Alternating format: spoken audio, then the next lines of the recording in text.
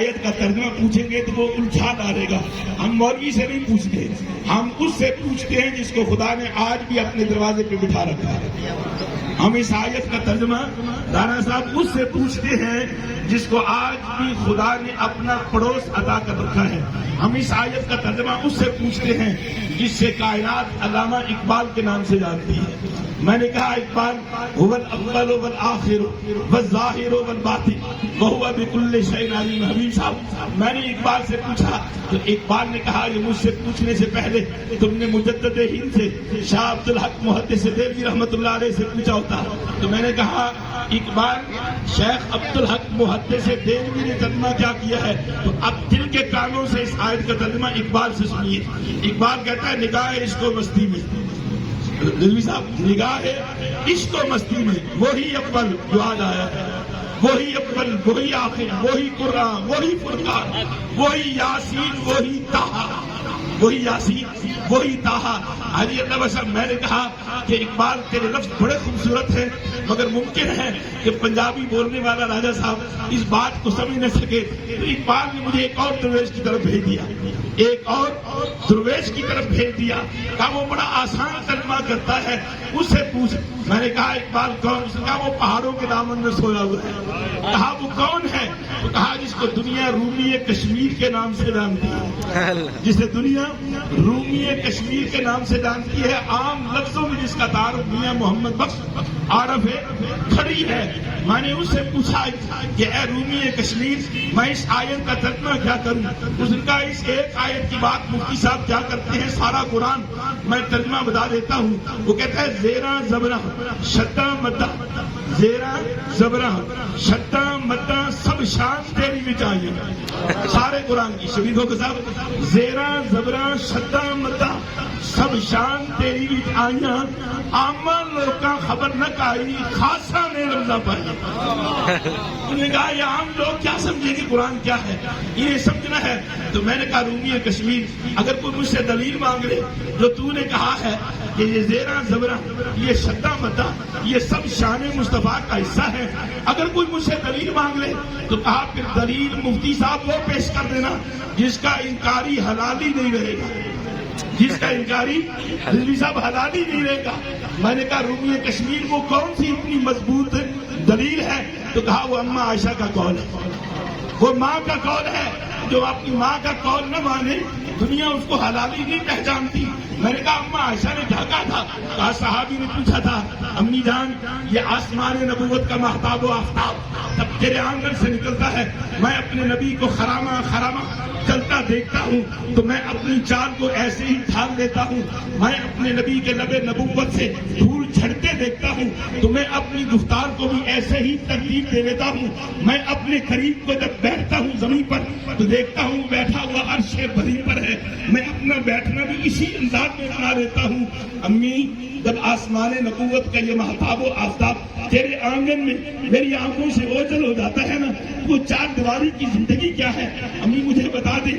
تو میری آپ کی ماں نے کہا تھا تو میرے بیٹے یہ بات مجھ سے پوچھنے کی بجائے تو نے رب کے قرآن سے پوچھی ہوتی, یہ بات مجھ سے پوچھنے کی بجائے تو نے رب کے قرآن سے پوچھی ہوتی. تو میں نے کہا امی میں اللہ کے قرآن کی کس آیت سے شان حبیب الرحمان میں کس آیت سے شان حبیب الرحمان قرآن سے پوچھوں؟ تو اماں نے کہا کانا خلقہ القرآن 6666 آیا یہ ساری کی ساری تیرے نبی کے خلق پر موجود ہے. سبحان اللہ. کانا خلقہ القرآن.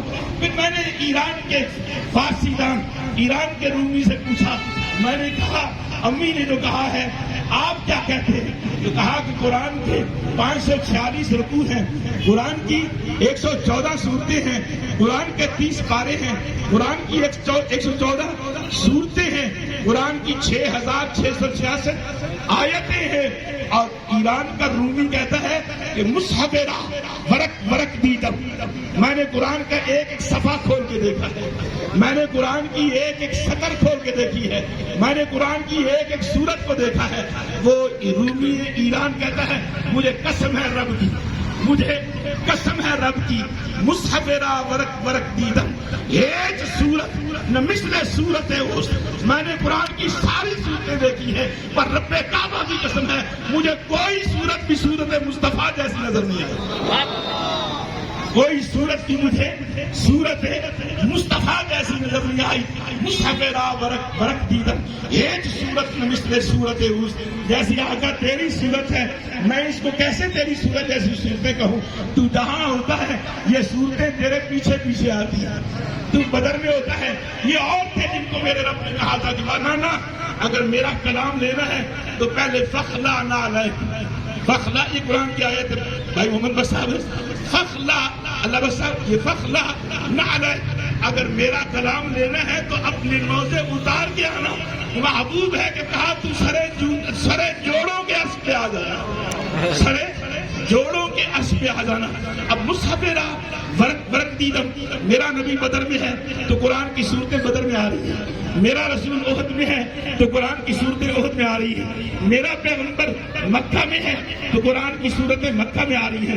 میرا نبی مدینہ میں ہے تو قرآن کی صورتیں مدینہ میں آ رہی ہیں. میں کیسے کہوں یہ صورت مصطفیٰ جیسی ہے. یہ تو صورت مصطفیٰ کے پیچھے پیچھے آتی ہے.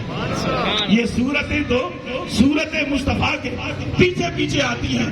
ایک صورت نہ مثل صورت اوست. ایک صورت نہ مثل صورت اوست. آج کا دن خوشیوں کا دن ہے. والآخر والظاہر والباطن وہو بکل شیء علیم. میں اگر اس آیت کے دامن میں راجہ جاوید صاحب اور انجمن خطاب الصالحین کے مخلص ممبران اور تحریک لبیک پاکستان کے اشاعت میں اگر اس پہ بیان کروں تو یقین جانیے میری زندگی تمام ہو سکتی ہے. وقت کے دامن کی ساری گھڑیاں ختم ہو سکتی ہیں پر میرے رب کے قرآن کی کسی ایک آیت نہیں کسی ایک حرف کی بھی تفسیر مکمل نہیں ہو سکتی. آج کا دن پاک نبی کی ولادت کا دن ہے. بس میں اتنا عرض کروں گا کہ میرے نبی نے ایک پہاڑ کے اوپر قدم رکھا. یہ آخری بات ہے جی پلے بات لے لیا. یہ آپ کی بات پہ کرنے جا رہا ہوں درے نبی پہ لے جا کر آپ کو درے رسول پہ لے جا کر میں آخری بات آپ کو کہنے آ رہا ہوں. میرے رسول نے ایک پہاڑ کے چھاتی پہ قدم رکھا. پہاڑ بڑا خوش ہوا. پہاڑ نے انگڑائی لی. پہاڑ نے جھوم کر مجھے کہنے دیجیے پہاڑ نے رقص کیا. پہاڑ جھوم اٹھا. میرے رسول نے کف رکنا کیوں کانپتا ہے کیوں نچتا ہے کیوں گڑائیاں لیتا ہے. عرض کیا یا رسول اللہ تجھ کو آپ کے دامن میں پا کر بھی اگر میں نہ جھوم اٹھوں تو پتھر کا پتھر رہ جاؤں گا. پتھر کا پتھر رہ جاؤں گا.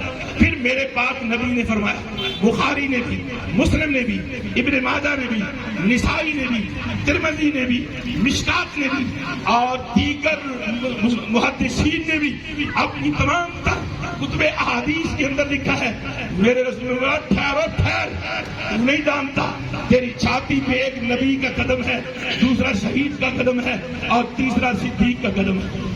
تیسرا صدیق کا قدم ہے. صحابہ نے پوچھا یا رسول اللہ آپ پہاڑ سے مخاطب تھے. ہاں پہاڑ سے مخاطب تھا. اس پہاڑ کو پتا کیا کہتے ہیں جو گئے ہیں نا مدینہ پاک وہ جانتے ہیں کہ اشاعت کے دو ہی تو مسجد نبوی سے باہر اشاعت کے دو ہی تو مطمع نظر ہوتے ہیں. یا باب جبرائیل سے نکلیں تو نبی کی بیٹی کے مزار پہ حاضری جس کو جنت البقیع کہتے ہیں اور یا 22 نمبر گیٹ سے نکلیں تو سامنے احد پہاڑ نظر آتا ہے. سامنے احد پہاڑ نظر آتا ہے جس کی عظمت یہ ہے. پہاڑ کی عظمت یہ ہے. آپ کی عظمت کا عالم کیا ہوگا رضوی صاحب. پہاڑ کی عظمت یہ ہے. میرے نبی نے فرمایا احد مجھ سے پیار کرتا ہے مجھے پا کر جھوم اٹھتا ہے مجھے پا کر جھوم اٹھتا ہے. میں نے کہا صبر کر قیامت کا دن ہوگا رب کے فیصلوں کا دن ہوگا میں تجھے اپنے ساتھ جنت میں لے جاؤں گا. اور جو پہاڑ جو پتھر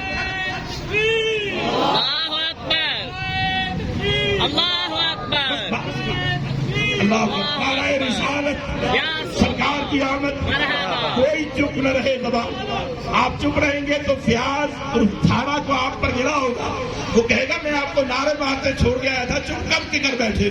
سرکار کی آمد مدنی کی آمد مکی کی آمد مکی کی آمد یتیموں کے آقا کی آمد غریبوں کے والی کی آمد بیواؤں کے ملجا کی آمد، مرحبا میرے آقا کی آمد، مرحبا تیرے آقا کی آمد، مرحبا کائنات عرب و عجم کے سردار کی آمد، مرحبا نبی احمد مختار کی آمد مرحبا علیہ الصلوۃ والسلام۔ میں عرض کر رہا تھا جو پاک نبی اس پتھر کا ساتھ نہیں چھوڑتا جو حضور کو پائے تو خوشیوں سے جھوم اٹھے، اور یہ آج پیر ابو رحمان پیر طریقت رہبر شریعت پیر محمد رمضان سیفی صاحب، علامہ قاری عبد الرحمان صاحب، قاری فریاد علی نعیمی صاحب بھی بیمار ہیں، اور قائد اہل سنت علامہ قاری محمد زوار بہادر صاحب کی بھی طبیعت ناساز رہتی ہے، ہم ان کے لیے بھی دعا گو ہیں۔ اور یہ جب مولانا بھائی رشید احمد رضوی صاحب، رانا حسن صاحب آپ کے معیت میں یہ جب جھوم جھوم کر نبی کی آمد کی خوشیوں کا اظہار کر رہے تھے، جو نبی پتھروں کو نہیں چھوڑتا وہ اپنے امتیوں کو کب چھوڑے گا؟